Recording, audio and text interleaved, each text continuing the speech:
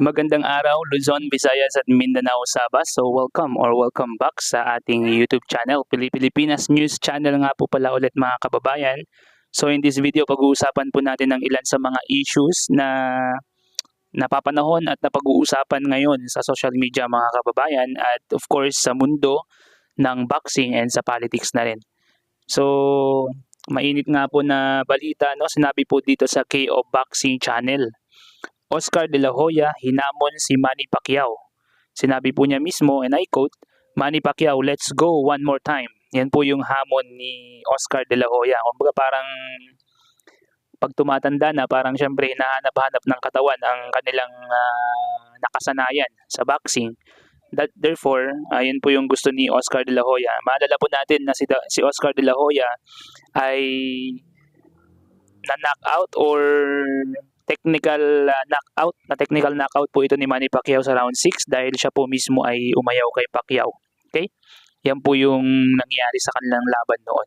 Dito naman po sa News 5, no, balitang politics naman po tayo. Sinabi po dito, kailangan nating maghabol, kailangan natin ayusin. Ito po yung sabi ni current President Bongbong Marcos. Sinabi po niya, nais daw ayusin ni President Bongbong Marcos ang sitwasyon ng edukasyon sa bansa. Partikular na ang mga pasilidad, suporta sa mga guro at kalidad nito. Giit ng Pangulo, kailangang ayusin ang edukasyon para mabigyan ng magandang pundasyon at mas magandang oportunidad ang bawat Pilipino. Ang galing ng Pinoy, ang sipag ng Pinoy, pumunta ka anywhere, mahal na mahal ang mga Pinoy. In other words, you give Filipino a good opportunity, they'll shine. Yan po yung sinabi po ng ating current President Bongbong Marcos regarding po sa Department of Education at lalo na sa mga kaguruan na nagtatrabaho or bumubuo sa Department of Education. Sinabi po dito noong December 11, na-neglect ang edukasyon sa bansa ng napakatagal. Yan po yung sinabi ng ating current President Bongbong Marcos, mga kababayan.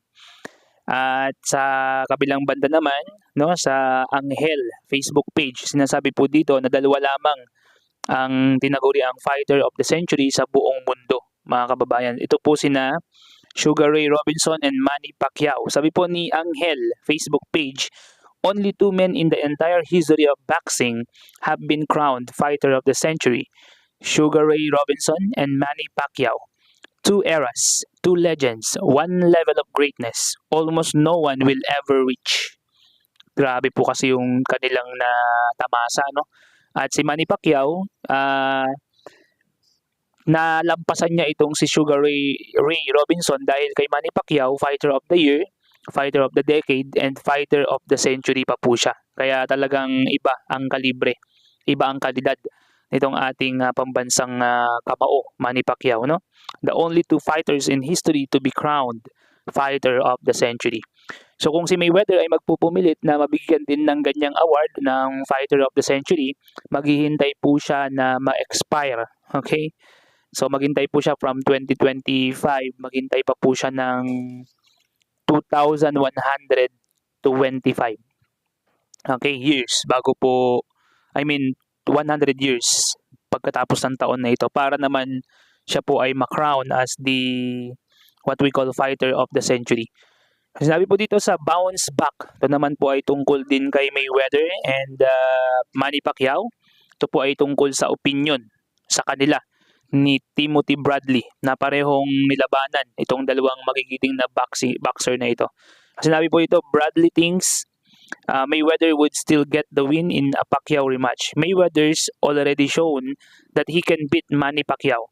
I feel Mayweather is still today, with his age, even combined with his age, he still will serve and beat Manny Pacquiao. Yan po yung sinabi ni Timothy Bradley, mga kababayan. So, yun po yung ilan sa mga balita natin. At bilang panghuli po, no, dito po sa Knockout Zone Facebook page, breaking news, 10 minutes ago, no?